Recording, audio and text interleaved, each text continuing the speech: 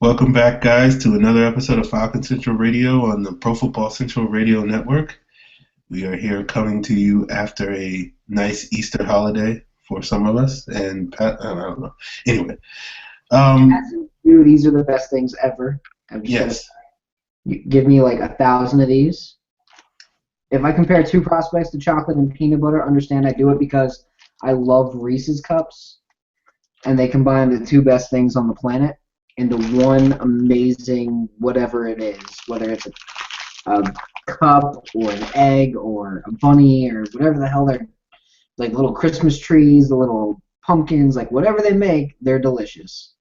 So if I compare two prospects to chocolate and peanut butter, that means I wish Atlanta could get both, but it's not going to happen because they're both ridiculously good. Like Vic Beasley and Dante Fowler. I wish they could get both, but let's be honest here, it's not going to happen. Chocolate and peanut butter. there you go. Tonight we're going to be talking about draft stuff, as usual. It's April, so we can really start to dive deep into the draft stuff. We'll also be answering your mailbag questions later on in this episode. So, Scott, let's jump right ahead into the draft. You know, we get inundated, I know I do at least, with people asking, hey, who do you think the Falcons are going to take at 8? Hey, who do you think the Falcons are going to take at 8? Hey, if this guy's gone, would the Falcons take this guy at 8? If this guy's gone and this guy's gone, would the Falcons take this other guy at 8? So we're going to talk a little bit about that now and sort of kind of lay out what we think some of these scenarios for who the Falcons may take with their 8th overall pick. I think everybody can agree that they're probably going to take a pass rusher.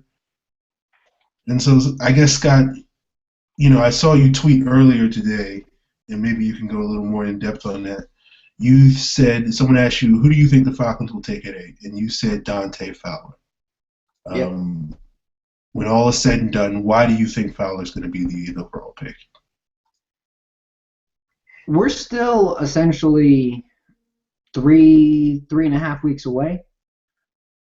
And there's a lot of things that come out over the couple of weeks on who teams want. It has nothing to do with me thinking Dante Fowler's not a good player. Dante Fowler's a ridiculously good player. He's the best player in the draft on my board. Love Dante Fowler. It has everything to do with me thinking that there's a couple teams that he may not be perfect fits for. Washington, the Jets. But more than anything else, I could see him being a really good fit for Atlanta, while Chicago would rather have Bud Dupree. Okay. I'm glad you said that, Scott, because that was point I tried to make on a previous show, where it's really less about the consensus sort of rankings. If the consensus says Fowler and Beasley are the two best guys, it's really about what the teams think, who their number one guy is.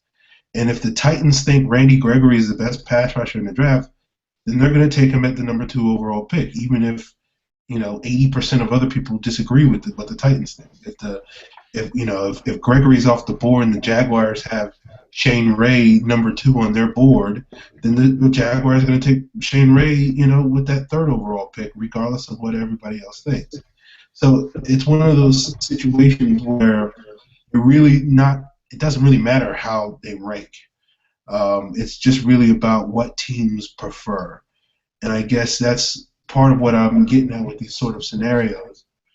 We look at these teams picking ahead of the Falcons. The Titans could take a pass rusher. The Jaguars are almost certainly going to take whether it's Leonard Williams or one of these edge rushers. They're certainly going to take someone who makes a living hitting the quarterback.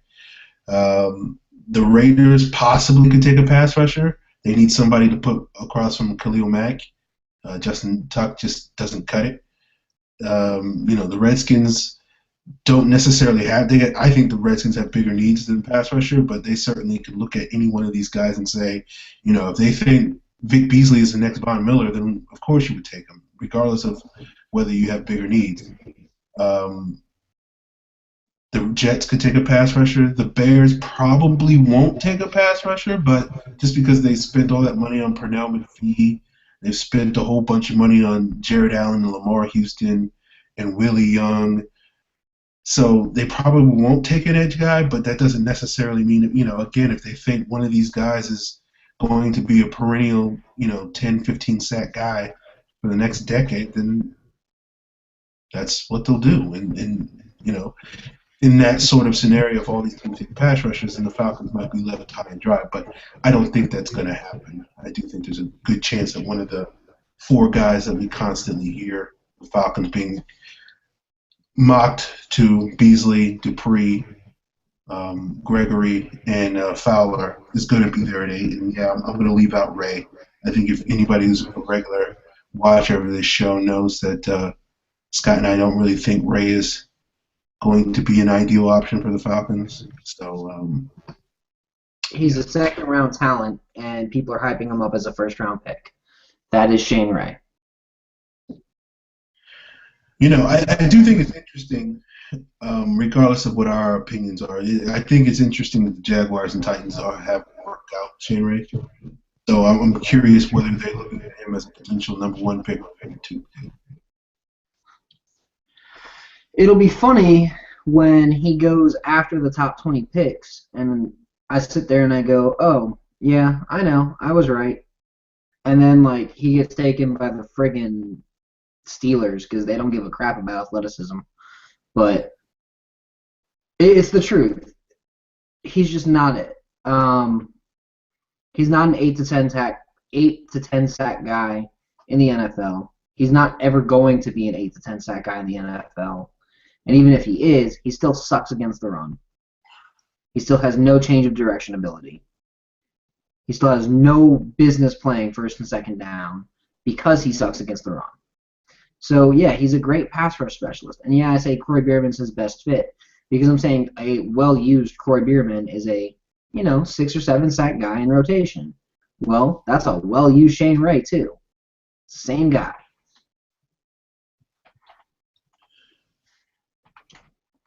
If he's there at 42, I'm okay. I'm okay with them taking him there, but not at 8. Okay. So Scott, going over these possible scenarios, if you had to pick one of these guys, who do you think, if you had to put money on the table, who do you think won't be there at 8? Oh, Beasley's not. Whether it's Jacksonville or whether it's Washington, he's not making it out of the top 5 picks. Okay. Yeah, I have to agree with you. I think, yeah, it's just hard for me to imagine a scenario where you have all those teams picking ahead of the Falcons, all of them passing on Beasley. I could see them passing on Gregory because of his off-field issues. I could see them passing on Dupree because he's a little raw. I could see them passing on Fowler because, some people question whether he has the upside to be an elite pass rusher. But it's hard for me to see anybody passing on, Beasley getting passed over, 3-4 times. I don't see that happening. I also wouldn't be surprised to see Bud Dupree go in the top 3. I wouldn't be surprised at that at all. I think at this point nothing really would surprise me in terms of how these guys go off the board. It's just what do you like, chocolate or vanilla? That's really what it is.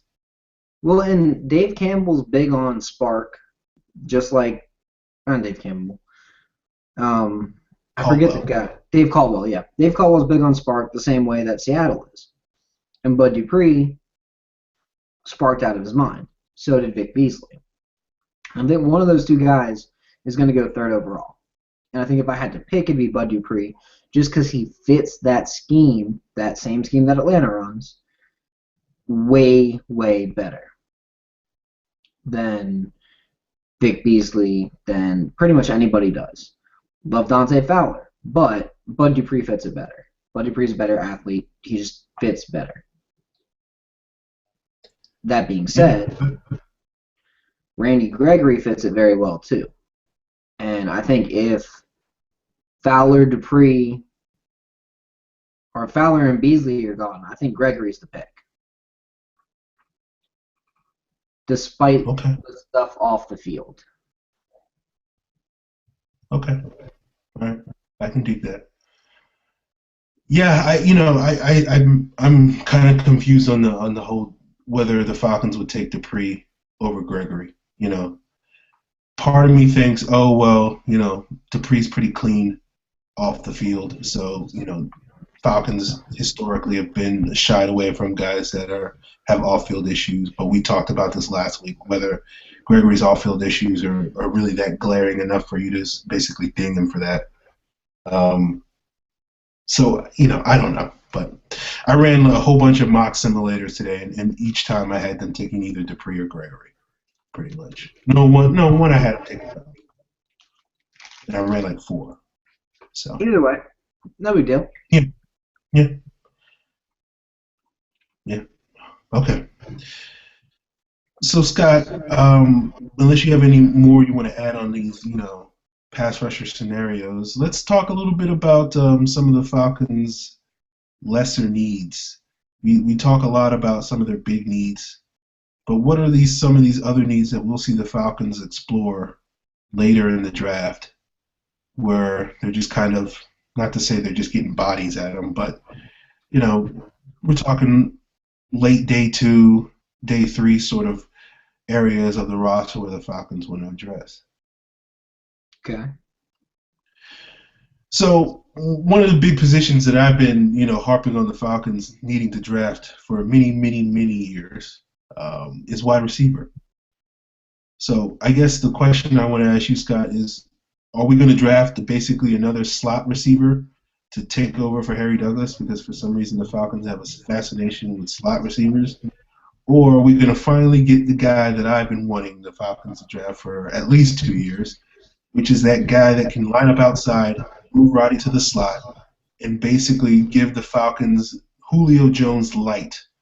Basically, in the event that Julio Jones gets hurt, this guy can come in, step in, and he won't be Julio Jones because who is, but he'll at least be able to give you like 40% of Julio Jones and sort of be that sort of guy that defenses say, oh, maybe we should cover this guy because if we let him, take the top off of our defense, if we let him run these screens, if we let him get on a drag, he's liable to take it the distance, which was not Harry Douglas. Do you think the Falcons going to draft that type of receiver this year? Maybe. If that guy is Chris Conley in the fourth Okay. round, All right. a guy who can play the slot and play outside, kind of makes sense. But I don't think they take,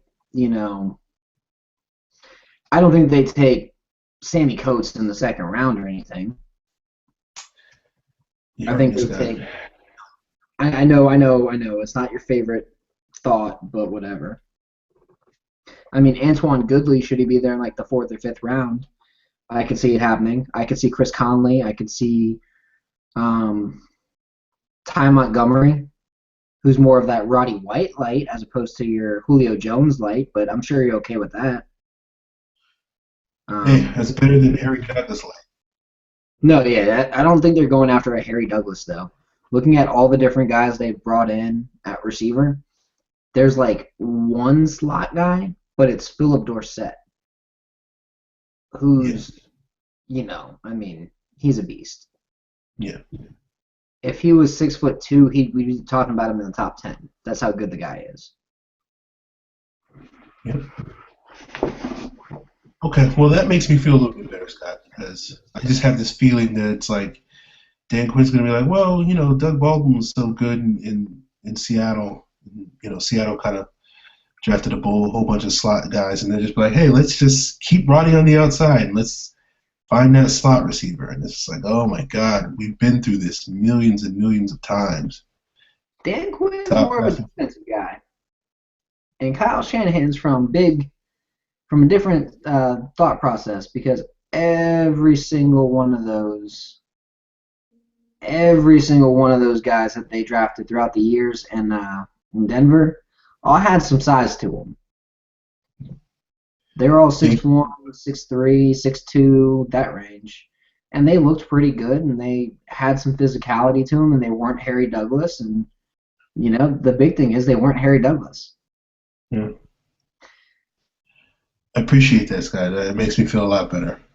You're right, because now I'm thinking about it. They did add Pierre Garcon and Leonard Hankerson in Washington, who were bigger, stronger, physical guys. Yeah. Um, well, they didn't Desmond draft anybody. Lewis. Desmond Lewis is a name to watch out for in the mid to late rounds. Devin Gardner could be a name to watch out for. DeAndre Smelter out of Georgia Tech could be a name to watch out for.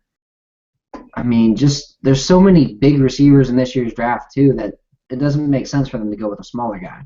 Like if they go with a smaller guy, it's Antoine Goodley, who's 5'11", 210, and who I've compared with Steve Smith. So it's still All going to right. be a physical guy. Or Philip Dorsett, who can make contested catches and doesn't drop the ball on deep balls and doesn't slip over his own feet on deep balls. So again, Okay, I'll take that. Okay, let's talk a little bit about tight end. Falcons signed a couple of guys, and a couple of weeks ago, I think I said that I don't think the Falcons will draft a tight end. Um, I still kind of hold to that. I don't really see the Falcons drafting a tight end now that they got a couple of bodies in camp because it's just a bad tight end class. And unless you take a guy like Max Williams or Clive Walford, who I'm not the world's biggest fan of, early, it's just to me, it's you're just kind of just throwing a body out there that's not going to do much. But if the Falcons do go tight end, Scott, do you think they're going to get more of a blocking type to push Toilolo and Moyaki, or are they going to get more of a receiver type to push Jacob Tammy? I think they think Toilolo's the blocker, which I'd agree with. Toilolo's a pretty decent blocker. He just needs to work on his technique a little bit better. I think they go with that H-back type. Unless Max Williams is there at 42, I think they go, Devin Funchess or Darren Waller or EJ Bibbs. I don't see him going Nick O'Leary, and a lot of people are like, yeah, Nick O'Leary's this great tight end because they look at college stats and they don't watch the film. And they're like, yeah, he did good in college when his speed wasn't going to hold him back like it will in the pros. But, yeah, I don't see Nick O'Leary being the guy, but Casey Pierce was the guy they spent a lot of time with in Mobile. He could be a guy they take in the mid to late rounds. That would be a good fit. CJ Uzama out of Auburn, very athletic player, kind of fits that big, tall, long, move tight end who could learn how to block eventually and be the starter.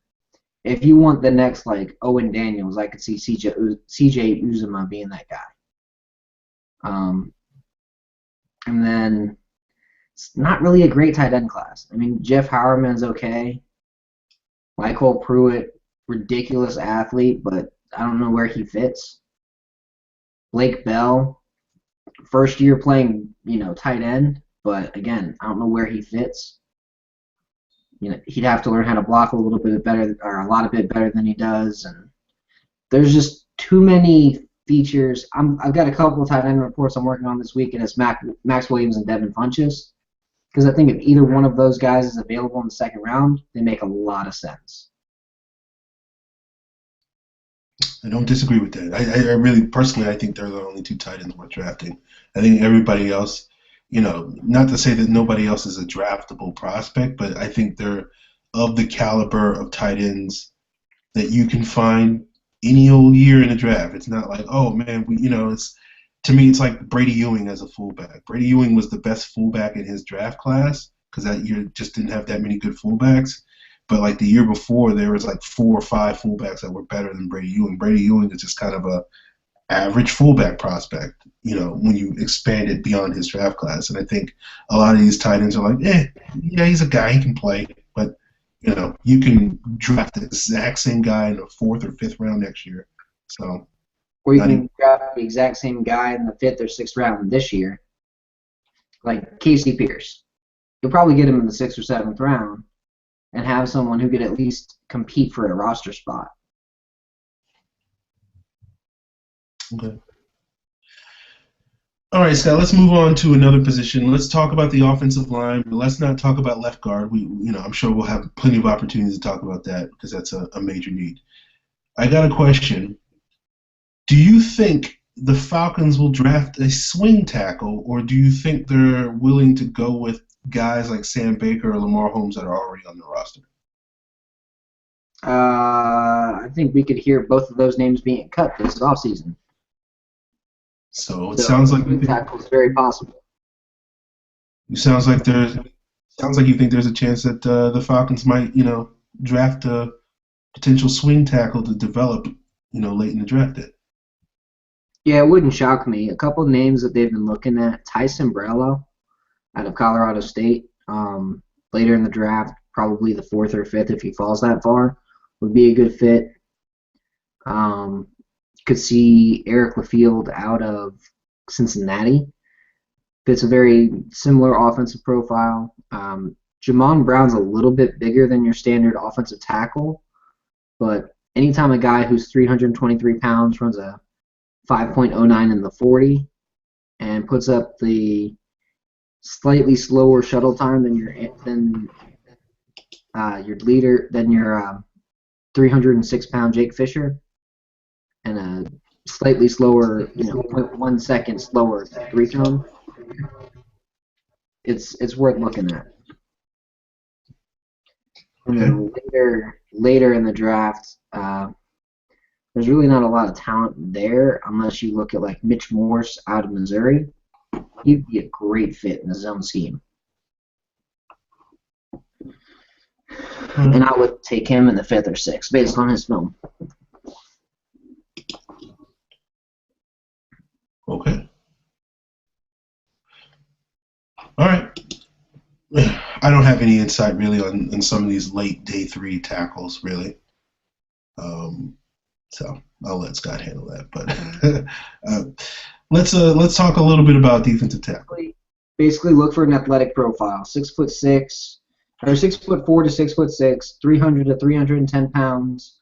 Runs between 4.5 and 4.7 in the shuttle, maybe lower in the shuttle, but 4.5 and 4.7 in the shuttle, and then has 35-inch long arms or longer.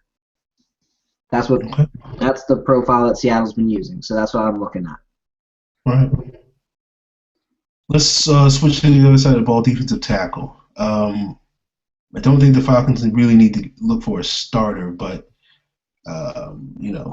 if Tyson Jackson has to play a lot of snaps, I don't know about how you feel about that, Scott, but that just to me seems like you can do a lot better than Tyson Jackson playing defensive tackle. So do you think the Falcons need to go, if they do get a rotational guy late in the draft, do you think they need to look more for a three-technique pass rusher, or do you think they go more for a run stuffer that can kind of play behind Soliai? I think they go for another Soliai. There's a couple guys out there that have caught my eye personally.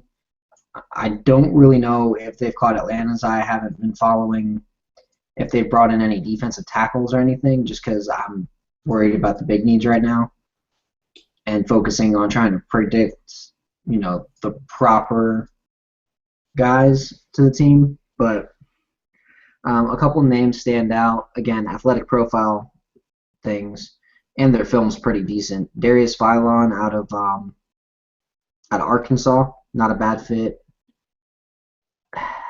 I want to say Frank Clark, but he got arrested for beating a woman, so I think you could say he's off the board.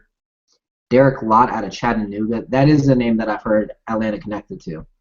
Very, very quick player, very big player, 6'4", 314. He fits at Soliai's spot. He's just a smaller guy,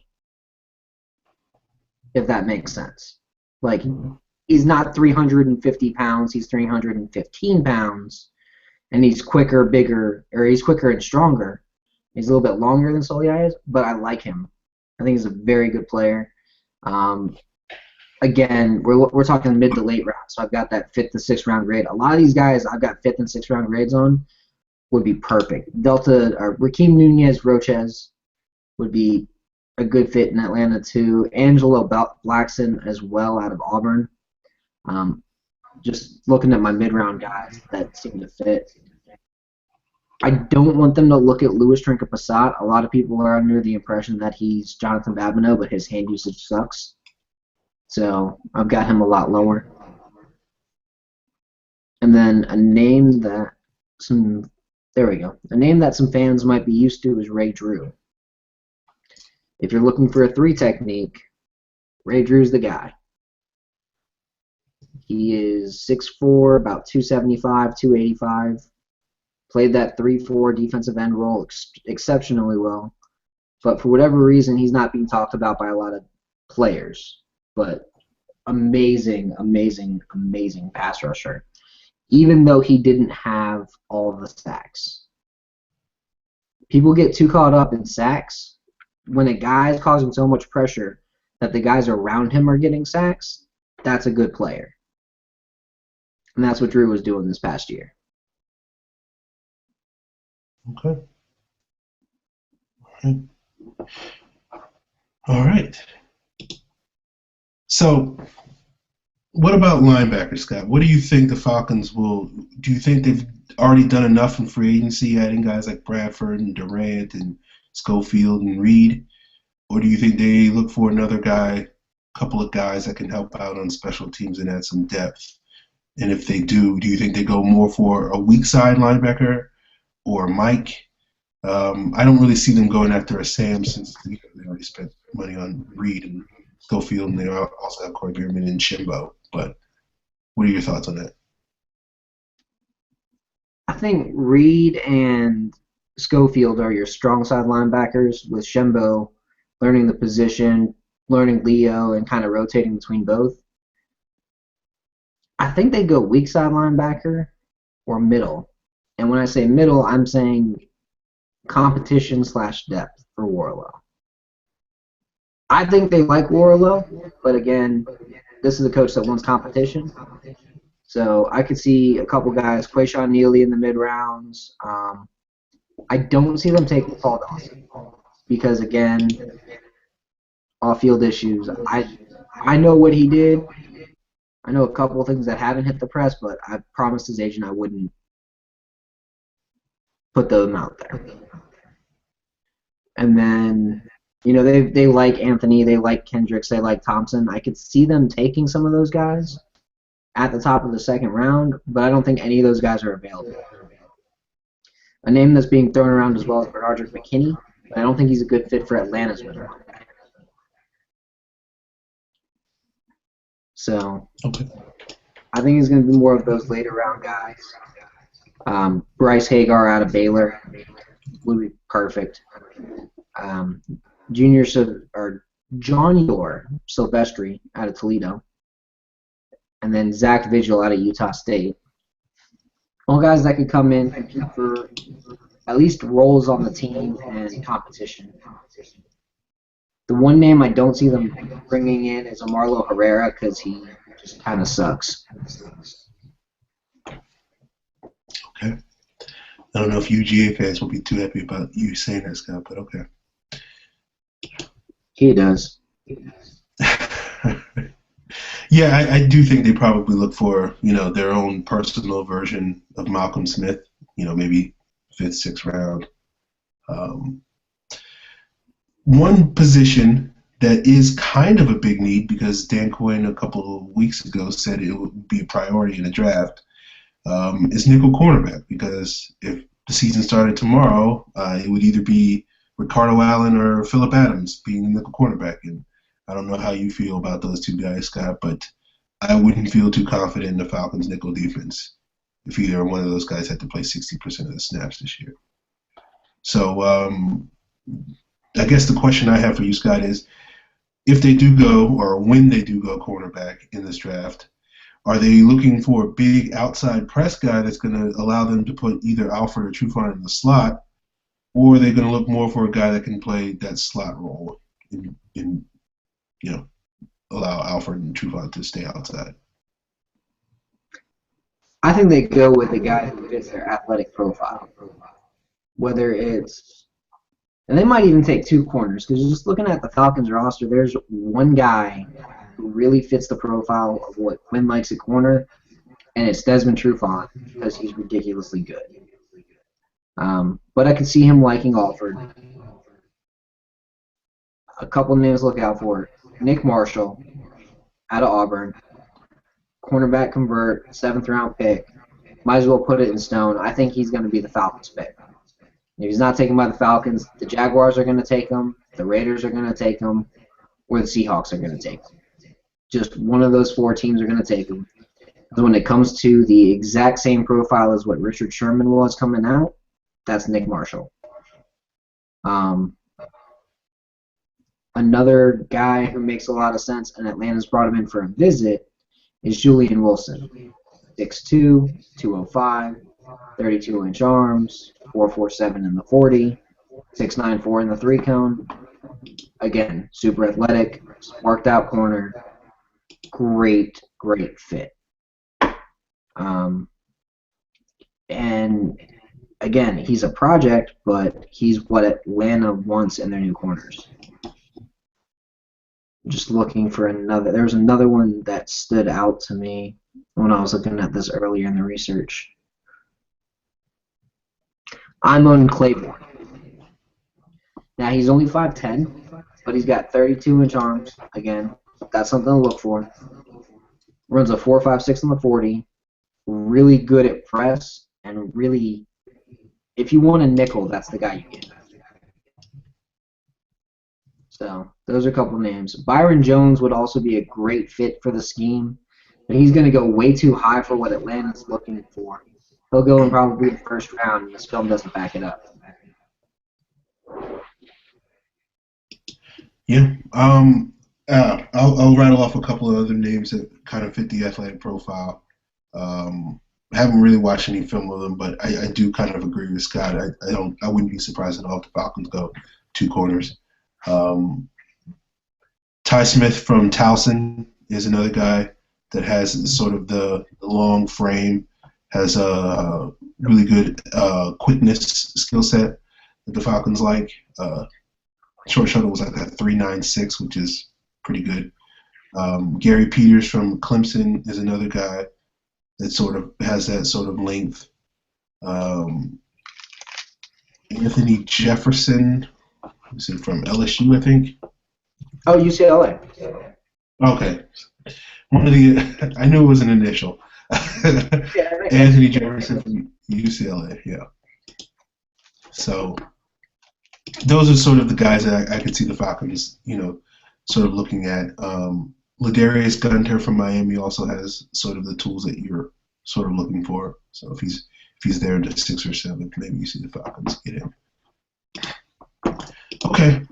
All right, Scott, I just wanted to get your thoughts on some of these lesser needs, unless you got another position you want to talk about. But I figure we're going to spend so much time talking about the Falcons' big needs, like pass rusher, free safety, running back, etc., for the next couple of shows. We might as well knock out some of these day 3 targets off the books. I'm good to me. All right. So, before we jump into the mailbag, I want to talk a little bit about trade scenarios for the Falcons. I know I get a lot of these questions every year. Should the Falcons trade up? Should the Falcons trade down? So I guess this is an opportunity for Scott to weigh in on whether he thinks when is a good time to trade up in the draft? Is there a good time to trade up in the draft, or is it always about let me trade down and get as many picks as possible? I'm all about value. Get your guy. So if you feel like your guy is 2 picks away and there's no way he's going to make it to you, trade up. You feel like your guy's going to be there if you wait, 5 or 6 picks more, trade down. Get your guy and then worry about the rest. Most teams don't like to trade down, even though they get more picks, because they want to make sure they get their guy. Teams love trading up, even though it sounds counterintuitive, because they can get their guy. It's all about who they have graded, what the tiers are. If you've got a bunch of guys graded at, 2nd round picks, and you got this one guy all the way up here in your 1st round grades, and you're 10 picks away, you're going to trade up and try and get that guy, especially if he fits a need. Say Atlanta doesn't take a pass rusher in the 1st round, right? All these other guys go, but they really like, I don't know, we'll say they really like Eli Harold.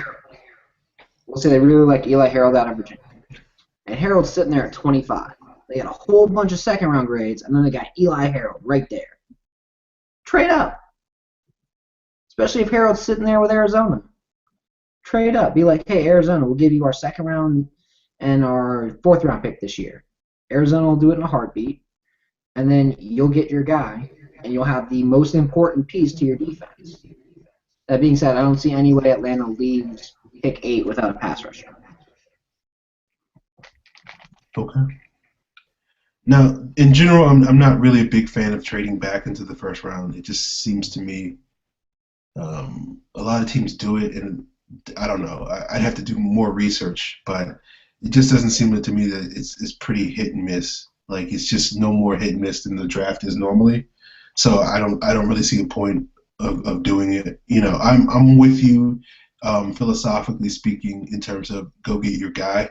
I guess that leads me to my question is let's say let's say Vic Beasley is the number one pass rusher in the Falcons board. They think he's the next Von Miller. If he's there at 5, would you think it would be a good idea for the Falcons to go and get their guy at 5, move up 3 spots, give up, I don't know, a third or a late next year's 2 or something like that to go get Beasley? Hate to say it, I wouldn't complain. I know a lot of people hate hearing that, but I would gladly take a trade up, especially if you're trading up next year's second to go get Vic Beasley. I'd do it in a heartbeat. Again, people don't like hearing, oh, I would trade up to get this guy because I'm going to lose this valuable draft pick on a guy that we have no idea who it's going to be. So, and yes, the draft is a crapshoot, and there's 2 ways to get better at it. Either draft better players on a more regular basis, so you know increase your hit rate, or when you realize that almost every team has about the same hit rate, and there's a difference of maybe 5 or 10%, unless you're talking about the Browns or the Raiders or I don't know who else sucks. Like the Giants suck at drafting. Like there's a couple other teams that just suck at drafting. But the rest of the teams are like right there. And then you've got like the Patriots and the Ravens. You got a bunch of teams down here who suck at drafting, and then you got everybody else. And the Falcons fit like right here and everybody else. And people get mad about it. So there's 2 ways to do it. You either increase all your picks, increase the number of shots, which is what the Ravens do, or you just draft better players, which is what Seattle did. Okay. So which one do you think the Falcons will do? I think they'll do a mix. Okay. I think they'll try and get 10 shots every draft and then draft better players that fit the schemes and everything. It's all about marketing efficiencies. Okay. So what about trading back? I know people like that. Where do you think if the Falcons trade back from 8 to because they feel like, I don't know, for whatever reason, whatever you can think of. Back from 8 to like 15 because they feel like, I don't know, we'll go with Randy Gregory. We'll say they feel Randy Gregory is going to be there at 8, be there at 15. And they trade back to 8 or trade back to 15 with the Niners, who have a ton of picks. So the Niners can go up and get a wide receiver, say Amari Cooper falls, and have Amari Cooper replace Michael Crabtree. Makes sense. It fit. Yeah. Pick up a second-round pick, probably next year's 4th as well. So then you don't worry about losing next year's 5th because of Desabacle. Because you'll have 2 4th-round picks, so you still have all 7 picks. I mean, I'd be okay with that. And then you get Randy Gregory at 15. Hey, that sounds like a best-case scenario. Then you have 42 and, say, 47. Again, all day. I would take that all day. Because then you can get, I don't know, Max Williams and Eric Rowe. There you go. There's your free safety starter. There's your tight end starter. There's your edge Leo starter. all three of those picks in the same draft. And then at 73, you'll have a left guard fall to you. All right. All right, that answers my questions. Hopefully that answers the listeners' questions as well. All right, Scott, you want to jump into these mailbag questions? We should. All right. First one comes from Oliver Lopez Acosta at Oliver Lopez 79. How about the Falcons depth chart as we are today? Focus on defensive end. I mean, if you're worried about the defensive end depth chart, it's going to change completely. But today, I'd go Leo is going to be Bierman, Shembo, and we'll say Bierman, Shembo, and then what was the name? Mapanga. Then at strong side end, you're going to have Claiborne, Goodman, and Matthews. And then at strong side linebacker, I'd say you have Brooks Reed, Schofield, and Tyler Starr. Okay. All right. I'm going to go a little slightly different. I think Claiborne plays the Leo right now, but I think, that may change once we draft somebody. Bierman, Mapanga would also play that spot. Schofield might mix in there. Strong side, I think Jackson's going to play there. Goodman will also spell him on passing situations. Maybe Goodman kicks inside in passing situations, play that, Michael Bennett role. And Cliff Matthews is the same sort of way. So I think that's what and I think Jock Smith is somewhere maybe in that mix as a defensive end as well. I don't think he makes the roster. Yeah, that's probably a fair, safe bet, but maybe. I don't know. Maybe he'll punch the right guy this summer. So, whatever. All right. Next question is from Kainoa C. At free safety, do you think Adrian Amos from Penn State could fit in Quinn's scheme? Yeah, easily. Okay. I think Amos is. I watched a little bit of tape today. I think he's similar sort of player to what Dwight Lowry is. But could he fit in the Quinn scheme? Sure. Do I think he's a great sort of center fielder type of guy? I don't know.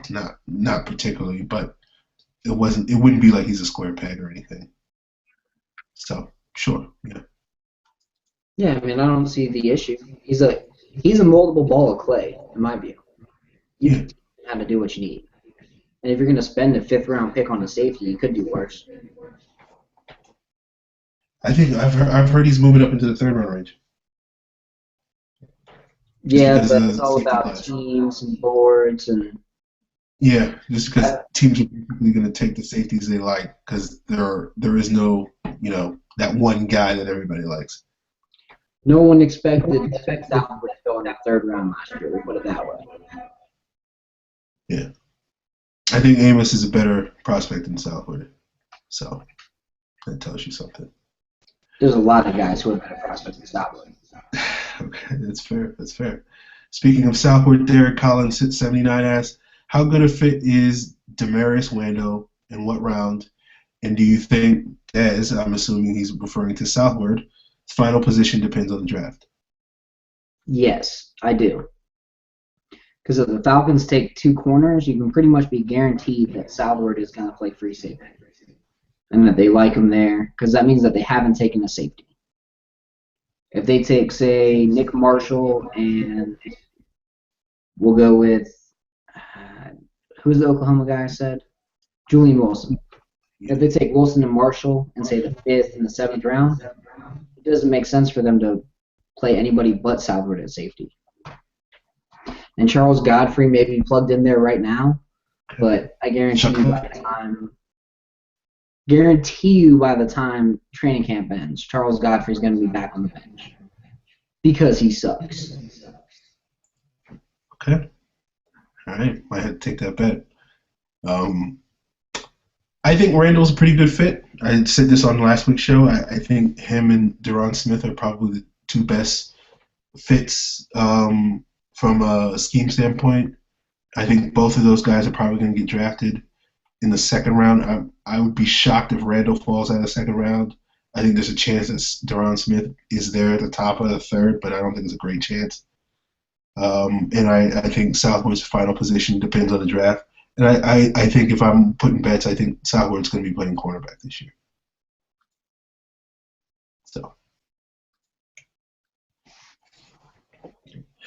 all right. Street Poet 2012 asks, what is the best expectation for what the Falcons will do at free safety and the player? Eric Rowe, top of the second round.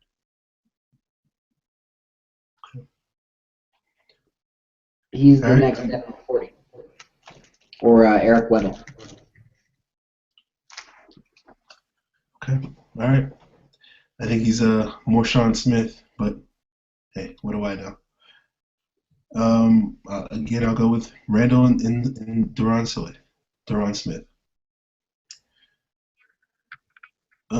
Common Thought asks, what do you think of the cornerback free safety hybrids for the Falcons? Guys like Rollins, Rowe, and Shaw. That's Quentin Rollins, Eric Rowe, and Josh Shaw. I love all three of them for the Falcons fit. I think they're great scheme fits. I think Rollins and Shaw are more cornerbacks, and I think Rowe's a safety. Okay. I think in general, when you have guys that are cornerback free safety hybrids, based off of what Seattle did, I think in general they're going to play more cornerback, and they'll might move to safety if they prove they can't play cornerback. That's generally how Seattle did it. So I would say probably all three of those guys probably be corners, but it's a chance they can play safety if they don't cut it at corner, or the Falcons need someone better than Charles Godfrey. All right. Stephen Brooklyn asks, do you think Atlanta will draft more than one cornerback? I have no idea who the CB3, CB4, and cornerback 5 will be. So, Scott, do you feel like the Falcons will draft 2 corners? If they don't draft 2 corners, they're going to sign like 8 or 9 in undrafted free agency. Okay. Yeah, I think there's a good chance you could see the Falcons, using 2 day 3 picks on a cornerback. I think there's a good chance that you might see them take 2 corners and free safety. I think especially one of those guys is Nick Marshall, since he's a quote-unquote project because he's converting to a new position. I think it's almost a certainty that if Marshall's one of their picks, they're going to draft somebody who's a little bit more proven as an insurance policy. All right. Kainoa C asked again, do you think Ifo Ekpre Olumo, I hope I got that right, the cornerback from Oregon, is worthy of Atlanta's 3rd-round pick? Yeah, he's worthy of Atlanta's 2nd-round pick. The problem is he doesn't really fit Atlanta's scheme, so I wouldn't, hold your breath about him playing for the Falcons. He's a 5'9" corner who, plays more on speed than anything else. I don't see him being Atlanta's pick at all, in any round at all. I just don't see the fit. Yeah, I was thinking about that too. I don't see the fit unless the Falcons were like, you're just going to play the slot. That's all you're going to do. And I don't know if that's really ideal fit. I know he did that at Oregon a little bit, but I don't know if that's really where you sort of project his best skill set to be. But who knows? That's why you develop guys, right? Pretty much. Jake Alvarado 231 asks, if Falcons draft Eric Rowe, should Quinn put him at corner or free safety? I think Scott already gave his answer to this one. The guy already gave his answer to this one. Scott says safety. I say corner. Am I right there, Scott? Yeah, basically. Yeah. I think Rowe can play safety, but I think his best position is quarterback. See, I completely disagree with that. I think his best position is safety, because I think that's where his scheme is. That's where his best scheme fit is, at least for Atlanta. All right. All right. Chris Trill Sharp asks at 8, if the pass rushers are gone, which position would you be most agreeable with the Falcons going with? And this is a question that Vilmatic J also asked basically the same question. So we'll answer both of you guys' questions. Wide receiver in terms of value, and I hate to say it that way, but I don't think they should take Brandon Scherf and put him at guard with the 8th overall pick. I don't think Scherf's really worth that pick either. I don't think they should go with a quarterback. I don't see any tackles worth actually taking there, for Atlanta at least. I mean, Leonard Williams ain't going to be there. No running backs are worth taking that high. No tight ends are worth taking that high. The only real position that is worth it is wide receiver. Because you got Amari Cooper, Kevin White, Devontae Parker. 3 of the best prospects to come out at receiver in a couple of years. So you got them, and you got a whole lot of nothing. When you take out the edge, at least for Atlanta, you got a whole lot of nothing. I'm gonna have to disagree with you, Scott. I just can't. The worst thing the Falcons could do is take a wide receiver in the top 10. Just can't do it. Can't do it again. Wide receivers don't help you unless everything else on your team works. And as anybody who saw the 2014 Falcons know, the rest of the team isn't quite working. So if it was me, even though I think it's a little bit of a reach, I would either go with Sheriff or Troy Waynes. Those would be the most agreeable spots to me. See, for me, I don't see cornerback being worth the pick at number 8. I don't see Waynes being worth that pick at number 8. I don't see him for that scheme. I mean, where do you put? You take Waynes. That means you're putting a 2nd round pick and Robert Alford as your nickel. You're putting Waynes out on the other corner. And if you look at Seattle, they didn't have 2 highly drafted corners. Most of their corners were taken in the 5th and 6th round. That's fair, but they also had Earl Thomas. We don't have Earl Thomas. I think Earl Thomas makes that possible. I also think that the cover 3 helps mask some deficiencies that you'll find in a safety. Like, yeah, you can get an Earl Thomas, or you can get a Darrell Eskridge who has similar range, makes plays on the ball. You get Eric Rowe, who could be like Devin McCourty in the scheme.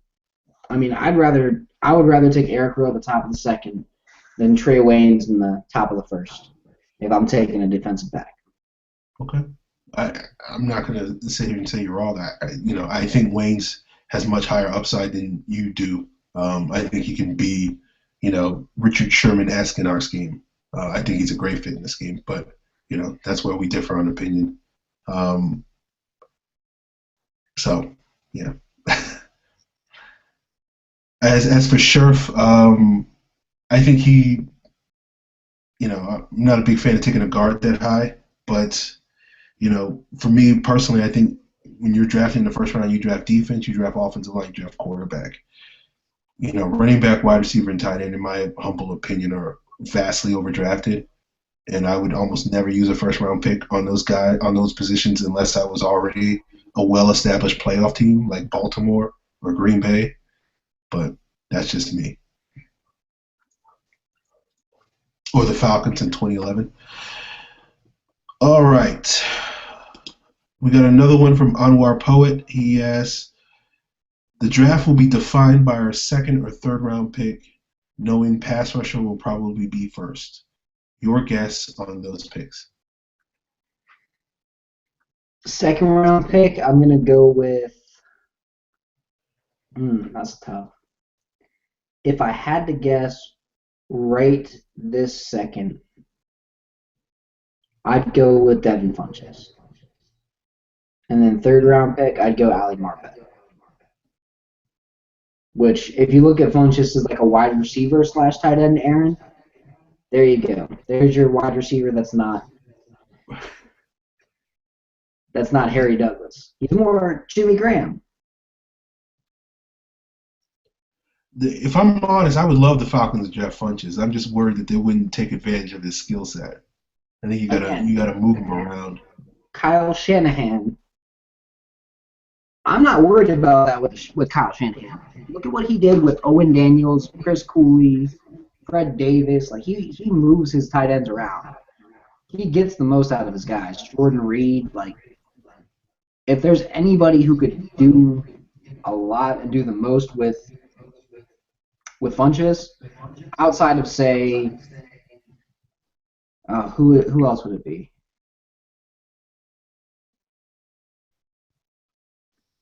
Sean Outside of Payton. like, oh, I'm thinking Sean Payton is one, but um, Dan Reeves. Outside of Dan Reeves, who loved tight ends and used 7 tight ends in his formation, the Falcons are probably in the best situation right now with Kyle Shanahan for that.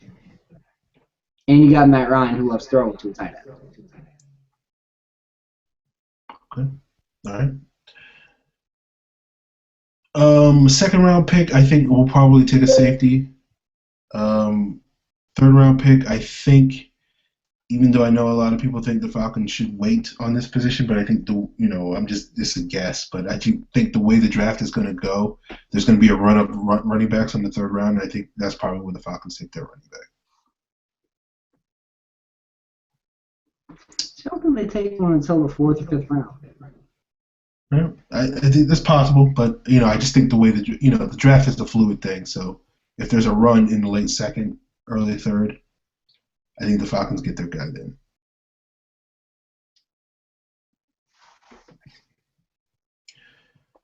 All right.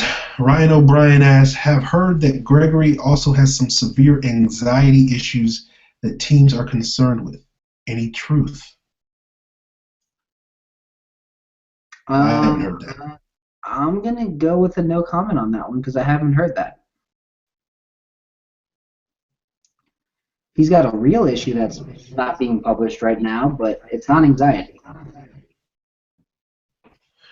I mean, again, this is purely speculative, so please, anybody take this with a grain of salt. But Ricky Williams had anxiety issues. He smoked a lot of weed, so maybe you can draw a connection there. But I don't know that for a fact. That's I don't know. So who knows?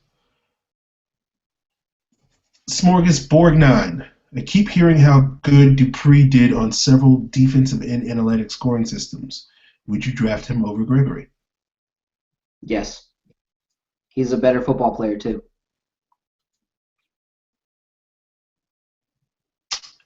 If it was me, I probably wouldn't draft Dupree over Gregory, but I wouldn't say anybody was crazy if they did. So, yeah. I think I think Dupree's a better football player than Gregory. I went back and watched film after the combine, and he just, for what Atlanta needs, I cut out all the coverage film on both guys. And as a pure pass rusher and edge-setting run defender, Dupree is a better player. So at 8, it makes more sense to go Dupree than Gregory. I mean, it just makes more sense. Okay. All right. I can't say anything that disagrees with that. So, all right. Lord Holy Jesus asks, ideal round to draft a running back, and which one would you take? Ajayi, Mike Davis, David Cobb, or somebody else? I know we keep talking about running backs, but I think Atlanta likes Devontae Freeman as their starter. So I think ideal round from the take was going to be the 5th or the 6th. We'll get a bigger body guy like a Dominique Brown or a Zach Zenner or a Matt Jones or a Kenny Hilliard. Just someone who's a little bit bigger, Sinjin Days type. Can't see him Carlos Williams because, again, he beat his wife. So I just don't think Atlanta's going to be – all the guys who have beat their women are going to go very low in this draft if they even get picked. That is a pretty much guaranteed thing. But if I was personally going to take a running back, I'd go Jay Ajayi if I'm taking one high in the third round. So I do like Jay Ajayi. Mike Davis in the fifth, if he's there. He's probably not going to be there. David Cobb I like a lot. He's just not fast. It kind of throws him out a little bit, but I have him as a high second round grade. I wouldn't take him because I know that he's going to go way later than that because he didn't run a good 40. And NFL teams love running backs who run good 40s. But if you want Michael Turner back before he became fat Michael Turner, go get David Cobb. I'm an Ajayi guy. After Gordon Gurley, I think he's the best running back in this class. Um, Ideal round to take a running back. I think the third round is probably ideal. I know that's higher than a lot of people think. A zone blocking team should take a running back, but I do think I'm not necessarily against Scott on this, but I honestly believe that the Falcons think Devontae Freeman is going to be a number one running back in the NFL. Then they smoke more weed than Randy Gregory does. No offense to Devontae Freeman, who's a fine football player and will be invited to my family reunion later this summer. But he just, to me, there's nothing about him that says he's a number one tailback in the NFL. To me, what he is a good number two. That's all he'll ever be, even in a zone blocking scheme. So to me, I don't see why they would look at him and say, oh, yeah, he can be the sort of guy that can get 200 plus carries. To me, he maxes out at like 160, and that's only if you have someone who's getting up 180 or 180 plus. That's just my opinion, but I think Ajayi is that future feature guy. I would take him at 42. I know that's probably too rich for a lot of people's blood, but I think ultimately you hope you get you get someone like Ajayi falling to you at 73 in the third round. That's the ideal spot. The problem with the Jai is his fumble issues are what's going to cause him to. That's going to cause him to slip. If he didn't have the fumble issues, I'd be completely in agreement that 42 would make sense for him. But it does kind of. Ball security is a big thing in the NFL. Yeah. Yeah. All right. Last question from My Name is Gower. He asks, will the Falcons draft the best available or fill a positional need? How do I explain this? The Falcons are going to go best fit available. It's not about need or value. It's who fits the Falcons the best at that point in the draft. So if at number 8, Bud Dupree is the best fit available over Randy Gregory, over, we'll say even, any of the linebackers, anybody else, they're going to go Bud Dupree. If at 42 the best fit available is, Devin Funchess over, say, Clive Walford or, Eric Rowe or anybody else out there, they're going to go Funchess. They're going to go with the best fit available, regardless of need, because that's Pioli's draft style, that's Dimitrov's draft style, that's what we're stuck with, and I honestly like being stuck with, hey, let's take the guy who best fits our team at every single pick, whether or not it's the absolute best value on the vacuum board. But if you're looking based on the current schemes and based on the current team at the best fit, you do it. Yeah, this is a little bit of a difficult question because best available kind of is kind of hard to describe what that is. Is it like because when you build a draft board, you're factoring in need in your draft board. That's a big part of it. Teams spend weeks and weeks on this debating, okay, if this guy was in this situation, on the board with this guy? Would we draft him over them? Okay, then we're going to rank him over him. That's kind of how they build their draft board. So I mean, best available. Does that mean are the Falcons going to take? I don't know. If they take a deep pass rusher number one, and then someone like Eli Harold is there at 42, does that mean they're going to take him, even though they may have ranked him 24th on the board?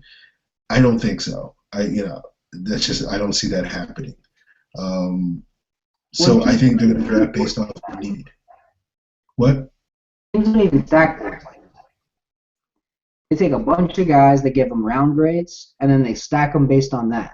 So they might have four guys with, a low first round grade available there at second, and say one's a wide receiver, one's a left tackle, one's a middle linebacker, and then one is, Eric Rowe, a safety. They might go, well, you know what, safety's our biggest need at this point out of these guys, so let's take Eric Rowe. And it's not the wrong way to do it. Again, it's best fit available.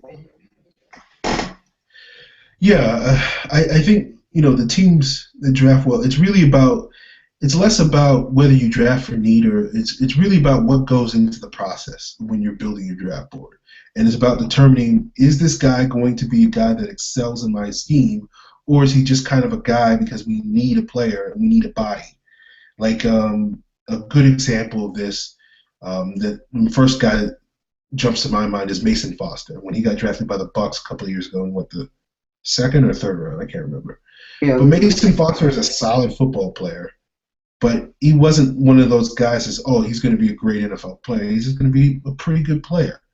And so, if you're in a situation where your choice is to draft Mason Foster, who's going to be a pretty good player at a need spot, or draft this guy who has a lot of upside, but it's not an immediate need, my personal opinion is you go with the guy with the upside. You can find a Mason Foster's anytime. You can go out in the street and find a Mason Foster. But, Sammy Coates, on the other hand, you're not going to find a Sammy Coates growing on trees. But, hey, that's me. I'm with you. You're not going to find Sammy Coates growing on trees. He's a damn good football player. Yeah. So I think, in the end, the Falcons will, draft based off of need, but it's really, that all that stuff is factored in before you get in draft day. It's only really when you're in a situation where a guy drops really far and you're like, why is this guy still on the board? We've already addressed this position, or we don't have a serious need at this, but we can't pass up that sort of value.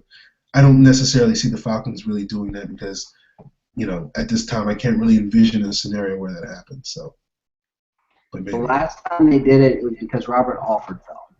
Because they were originally going to take Robert Alford had they not been able to trade up for Desmond Trufant. Yeah. That was the last time they did it.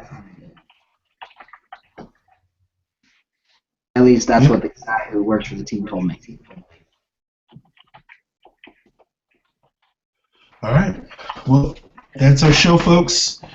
We will be back next week to talk more draft stuff. Hopefully something else will happen in Falcons land that we will be able to discuss. Sorry that the local pro day just didn't cut it as newsworthy item worth us discussing today. Hit up Scott on Twitter at Scott Karasik. He is writing stuff for Pro Football Spot now, as well as Bleacher Report. I am on FalcFans. My Twitter handle is at FalcFans. Please check out the draft interest tracker that I posted earlier today. Has over I think we're now up to 80, close to 80 guys that the Falcons have shown interest in, which is only the tip of the iceberg. But that's You've a good. got their whole draft board. Yeah. So. Yeah. So please be sure to follow Pro Football Central at PF Central. Use the hashtag Falcons mailbag to send in those mailbag questions so it's easier for us to find them. And I think that's it. That's all I've got. So have a good week, everybody. We will see you guys again next week.